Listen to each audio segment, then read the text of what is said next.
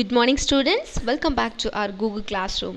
Today we are going to learn about a new chapter, diseases. Let's start our lesson. When we visit a doctor can prescribe us with some medicines and can advise us to take rest. In this session, we will learn about diseases and its causes. So நமக்கு யாருக்காவது உடம்பு சரியில்லை அப்படின்னா நம்ம எங்கே போவோம்? கட்டாயம் ஹாஸ்பிட்டலுக்கு போவோம். அப்போ டாக்டர் என்ன பண்ணுவாங்க? நம்மளை செக் பண்ணி ஹி கிவ் சம் மெடிசின்ஸ் கொடுப்பாங்க. ஸோ அந்த மெடிசின்ஸை நம்மளை கரெக்டாக எடுத்துக்க சொல்லுவாங்க. அதே மாதிரி ப்ராப்பர் ரெஸ்ட் எடுத்துக்கோங்க அப்படின்ட்டு டாக்டர் சொல்லுவாங்க. ஸோ இந்த லெசனில் டிசீஸ்னால் என்ன, எதனால் அந்த டிசீசஸ் நமக்கு வருதுன்றதை பற்றி நம்ம இப்போ பார்ப்போம். Now see the following pictures. அதில் அவங்க ஒரு கொஷின் கேட்டிருக்காங்க, அதுக்கு நம்ம வந்துட்டு ஆன்சர் பண்ணி பார்ப்போம். What is the doctor doing? இந்த பிக்சரை பாருங்களேன், அந்த டாக்டர் என்ன பண்ணிட்டு இருக்காங்கன்னு கேட்குறாங்க. பஸ் என்ன மிஸ் இதை போய் கேட்குறீங்க? டாக்டர் அந்த பாப்பாவை செக் பண்ணிட்டு இருக்காங்க அப்படின்னு தானே சொல்கிறீங்க? Yes, that's correct. The doctor checking the kid or noting the temperature of the kid with the help of the thermometer. The next one பாருங்களேன், what instrument is used by doctor to check the patient? So ஒரு doctor வந்து ஒரு பேஷண்ட்டை check பண்ணணும் அப்படின்னா அவங்க என்ன instrument use பண்ணுவாங்கன்னு பார்த்தீங்கன்னா, நம்ம ஒரு டாக்டர்கிட்ட போனால் கட்டாயம் அந்த டாக்டரோட கழுத்தில் வந்துட்டு அந்த ஸ்டெதஸ்கோப்புன்ற ஒன்று தொங்கிட்டே இருக்கும், ஆமாம் தானே? அதே மாதிரி வந்துட்டு நம்மளோட டெம்பரேச்சர், நம்ம பாடி டெம்பரேச்சர் என்னன்றதை பார்க்கறதுக்கு அந்த டாக்டரோ இல்லை அங்கே இருக்க ஒரு நர்ஸ் என்ன பண்ணுவாங்க, ஒரு சின்ன குச்சி மாதிரி இருக்கும், அதை தூக்கிட்டு வந்து நம்ம வாயில் சொறி விடுவாங்க. அது வேறு ஒன்றுமே இல்லை, தட் இஸ் தெர்மோமீட்டர். ஸோ நம்மளோட பாடி டெம்பரேச்சர் என்ன அப்படின்றத கண்டுபிடிக்கிறதுக்காக தான் அந்த தெர்மோமீட்டரை அவங்க யூஸ் பண்ணுவாங்க. டிசீசஸ் அப்போத்துலேருந்து சொல்லிக்கிட்டே இருக்கும். What is meant by diseases? A diseases is nothing but a disease, any illness which causes disorder in your body and makes you feel sick is called a disease. So ஒரு நார்மலாக நல்லா ஆரோக்கியமாக இருக்க ஒரு person, நம்ம அம்மாவே கூட எடுத்துக்கோங்களேன், காலையிலேருந்து நைட்டு வரைக்கும் ரொட்டீனாக ஒர்க் பண்ணிக்கிட்டே இருப்பாங்க. திடீர்னு அவங்களுக்கு ஒரு காய்ச்சலோ இல்லை ஒரு ஃபீவரோ ஆயிடுச்சு வச்சுக்கோங்களேன், அவங்க என்ன சொல்லுவாங்க, என்னால் எழுந்தவே முடியலையே அப்படின்னு சொல்லுவாங்க. ஸோ எனி இல்னஸ், அது எந்த இல்னஸாக வேணால் இருக்கலாம், which causes disorder in your body. So நம்ம பாடியை நார்மலாக இருக்க விடாமல் வி ஃபீல் லைக் சிக்காக ஃபீல் பண்ணுவோம், வி ஃபீல் வெரி டயர்டாக இருக்கும், வி கேனாட் மூவ் நம்மளால் எழுந்து ஒரு இடத்துல இன்னொரு இடத்துக்கு நகர்ந்து போக முடியாது. ஸோ இந்த மாதிரி நம்மளை வந்துட்டு நம்மளை நார்மலாக இருக்க விடாமல் பண்ணக்கூடிய அந்த வியாதிக்கு பேர் தான் disease. So any illness which causes disorder in your body and makes you feel sick is called a diseases. Next one is causes of diseases. So இந்த டிசீசஸ் எதனால் நமக்கு வருது அப்படி பார்த்தீங்கன்னா, the first one is micro organism. So what is meant by micro organism? Micro அப்படின்னாலே ரொம்ப குட்டி. So micro organism பார்த்தீங்கன்னா அது ஒரு ஸ்மால் லிவிங் திங்ஸ் தான், ஆனால் அது நம்மளால் என்ன பண்ண முடியாது, வெறும் கண்ணால் நம்மளால் பார்க்க முடியாது. ஆனால் மைக்ரோ ஆர்கானிசம் நம்மளை சுற்றி எல்லா இடத்துலையுமே இருக்கும். ஸோ இந்த மைக்ரோ ஆர்கானிசமும் நமக்கு வந்துட்டு என்ன பண்ணுன்னா நிறைய நோய்களை வந்து பரப்பும். The next one is lack of nutrients. So நம்ம ஒரு ஹெல்த்தியாக இருக்கணும் அப்படின்னா அதுக்கு நம்ம பண்ண வேண்டியது ஹெல்தி ஃபுட் ஐட்டம்ஸ் நம்ம கட்டாயம் எடுத்துக்கணும். ஸோ நம்ம உடம்புக்கு தேவையான ஒரு விட்டமின்ஸ் ஆகட்டும், ஒரு மினரல்ஸ், ஒரு கார்போஹைட்ரேட்ஸ், ஒரு ப்ரோட்டீன்ஸ், ஸோ இந்த மாதிரி வந்துட்டு சரியாக நம்ம உடம்புக்கு கிடைக்கல, லேக் ஆஃப் நியூட்ரியன்ஸ் ஆயிடுச்சு அப்படின்னா அந்த லேக் ஆஃப் நியூட்ரியன்ஸ்னாலையும் நம்ம உடம்புக்கு நோய்கள் வர்றதுக்கு வாய்ப்பு இருக்குது. The next one is improper functioning of body organs. So நம்ம ஹெல்த்தியாக இருக்கோம் அப்படின்னு நம்ம எப்போ சொல்லுவோம், ஒரு மனுஷன் எப்போ ஹெல்த்தியாக இருக்கும்னு சொல்லுவோம், அவனோட internal as well as external organs, நம்ம உடம்புக்கு உள்ளே இருக்கக்கூடிய ஆர்கன்ஸ் ஆகட்டும், நம்ம உடம்புக்கு வெளியில் இருக்கக்கூடிய ஆர்கன்ஸ் ஆகட்டும், அது ப்ராப்பராக ஒர்க் ஆகலை அப்படின்னா அதுவுமே நமக்கு என்ன பண்ணும், டிசீசஸை கொடுக்கும். வயசானவங்களாம் பார்த்துருக்கீங்களா, ஐயோ முட்டி வலிக்குதே அப்படின்னு சொல்லுவாங்க. ஒரு சிலர் பார்த்தோன்னா ஹார்ட் அட்டாக் இருக்குது எங்கள் தாத்தாவுக்கு அப்படின்வாங்க. ஸோ இதெல்லாம் வந்து பார்த்தீங்க அப்படின்னா இம்ப்ராப்பர் ஃபங்க்ஷனிங்னால தான் இந்த மாதிரியான நோய்கள் வந்து நமக்கு வருது.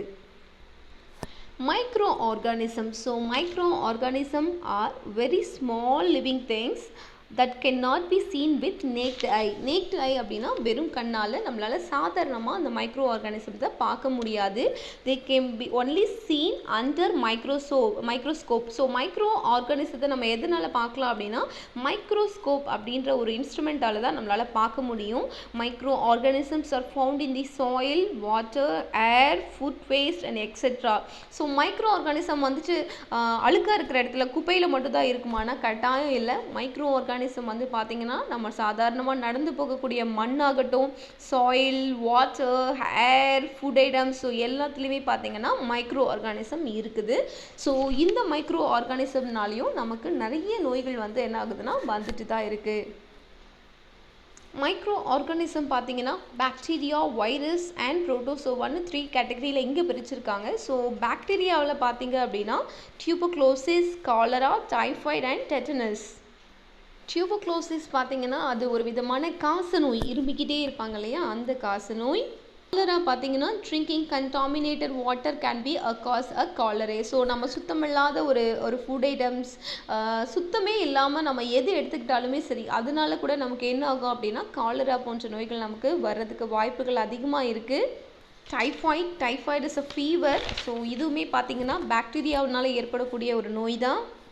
டெட்டனஸ். ஸோ டெட்டனஸ் அப்படின்னா என்ன சொல்லியிருக்காங்கன்னா தசைகளை கடினமாக இருக்கக்கூடிய ஒரு விதமான நோய் அப்படின்னு சொல்லியிருக்காங்க.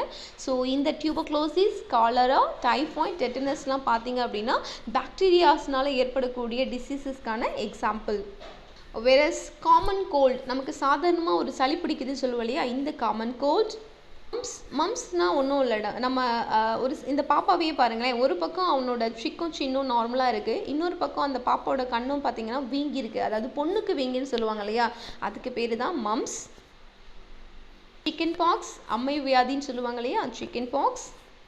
போலியோ, அதாவது கரெக்டான டைமில் நம்ம வேக்சின்ஸ் எடுத்துக்கல அப்படின்னா இந்த மாதிரியான போலியோ போன்ற நோய்கள் நமக்கு வரும். The next one is measles. Measles அப்படின்னா தட்டம்மைன்னு சொல்லுவாங்க. Next one is flu. So இதெல்லாமே பார்த்தீங்கன்னா இந்த common cold, mumps, chicken pox, polio, measles and flu அப்படின்லாம் பார்த்தீங்கன்னா இதெல்லாம் வைரஸ்னால ஏற்படக்கூடிய diseases. The next one is malaria. So malaria and sleeping sickness. ஒரு சிலர் பார்த்தீங்கன்னா தூங்கிக்கிட்டே இருப்பாங்க. ஸோ இந்த 2 நோயும், மலேரியாவும் ஸ்லீப்பிங் சிக்னஸும் பார்த்தீங்கன்னா புரோட்டோசோவானால் ஏற்படக்கூடிய diseases. The next one is lack of nutrients. I already told you that நம்ம உடம்புக்கு தேவையான சத்துக்கள் சரியாக கிடைக்கல அப்படின்னா அதுவுமே நமக்கு நோயை கொடுக்கும். as we all know that our body requires 5 essential nutrients for growth and maintenance. நம்ம உடம்பு வந்துட்டு ஒழுங்காக க்ரோத் ஆகணும், நம்ம ப்ராப்பராக மெயின்டைன் பண்ணணும் அப்படின்னா நமக்கு கட்டாயம் carbohydrates, proteins, fat, vitamins, minerals and waters பார்த்தீங்கன்னா கட்டாயம் நம்ம உடம்புக்கு சரியான அளவில் தினசரி நம்ம என்ன பண்ணணும், நம்ம ஃபுட் ஐட்டம்ஸில் நம்ம வந்து எடுத்துக்கணும். ஸோ இதில் வந்து ஏதாவது ஒரு குறை வந்துச்சு அப்படின்னா அது என்ன பண்ணுன்னா நமக்கு ஒரு விதமான நோய்களை வந்து என்ன பண்ணும், ஏற்படுத்தும். Diseases that occur due to lack of nutrients over a long period are called deficiency disease. So deficiency disease அப்படின்னா என்னன்னா நம்ம உடம்புக்கு தேவையான சத்துக்கள் சரியாக கிடைக்கல, ரொம்ப நாளுக்கு ஒரு பாப்பா வந்து ப்ரோட்டீனே எடுத்துக்கல, இல்லை ஒரு குழந்தை கார்போஹைட்ரேட் ஃபுட்டே எடுத்துக்கல அப்படின்னா அதனால ஏற்படக்கூடிய அந்த நோய்க்கு பேர் தான் deficiency diseases. ஃபார் எக்ஸாம்பிள் பார்த்தீங்கன்னா goiter கொடுத்துருக்காங்க, as caused due to the deficiency of iodine in our body. So நம்ம உடம்புக்கு தேவையான அயோடின் கிடைக்கல அப்படின்னா இந்த goiter போன்ற நோய்கள் என்ன பண்ணுன்னா நமக்கு ஏற்படும். The last one is improper functioning of body organs. So when we became old, our body becomes weak. As a result, our organs do not work properly. This leads to eye disorders, heart attacks, various other diseases. So நம்ம வீட்டில் இருக்கக்கூடிய தாத்தா பாட்டி பார்த்தீங்கன்னா ரொம்ப வயசானவங்களாக இருப்பாங்க. So அவங்க வந்துட்டு வயசாகுது அப்படின்னா நம்ம பாடியும் என்ன ஆகும், கூடவே சேர்ந்து ரொம்ப வீக் ஆகிட்டு இருக்குன்னு தான் அர்த்தம். ஸோ நம்ம பாடி வீக் ஆச்சு அப்படின்னா நம்ம உடம்புக்குள்ளே இருக்கக்கூடிய internal as well as external ஆர்கன்ஸ்னால ப்ராப்பராக வந்துட்டு ஒர்க் பண்ண முடியாது. ஸோ அதனால தான் வயசானவங்க பார்த்தீங்கன்னா எனக்கு கண்ணே சரியாக தெரியலப்பா அப்படின்வாங்க. ஒரு சிலர் வந்து மாடி ஏறுனா, மாடியா என் முட்டியே கலண்டு போகிற மாதிரி இருக்குது, மாடி ஏற சொல்கிறியா அப்படின்னு நம்மளை கேட்பாங்க. ஸோ அதே மாதிரி வயசானவங்களுக்கு பார்த்தீங்கன்னா நிறைய பேக் பெயின் இருக்கும், கை கால் வலி இருக்கும், ஹார்ட் அட்டாக்ஸ் வரும். ஸோ இந்த மாதிரியான டிசீசஸ் எதனால் வருது அப்படின்னா அவங்க உடம்புக்குள்ளே இருக்கக்கூடிய அந்த internal organs as well as external organs வந்துட்டு ஒழுங்காக ஃபங்க்ஷனிங் ஆகாதனால தான் இந்த மாதிரியான நோய்கள் வந்துட்டு அவங்களுக்கு வருது. ஆர்த்ரிட்டிஸ், அதாவது கை கால் வலி, முட்டி வலி சொல்லுவாங்க இல்லையா, அது. Heart attack, cataract. So these are disease caused due to the improper functioning of arch, joints and eyes respectively.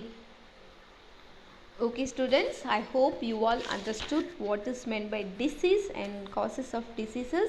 In the next section we are going to learn about types of diseases, that is communicable disease and non-communicable disease. So be safe. Thank you students.